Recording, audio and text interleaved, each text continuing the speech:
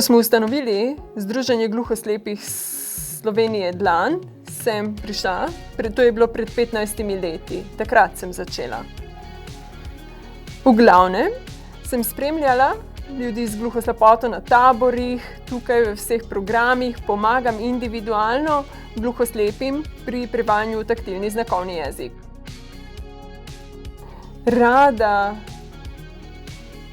Zelo rada in sem aktivna in želim, da bi gluhoslepi napredovali. To si zelo želim, kajti ko je prisotna hkratna okvara sluha in vida, je potrebno, da človek napreduje. To je bilo zame presenečenje. Res, že 15 let rada pomagam ljudem z gluhoslepoto. To je težka invalidnost. Res je, zelo rada pomagam, opravljam prostovoljno delo, še posebej ljudem z gluhoslepoto, zato ker se dobro počutim.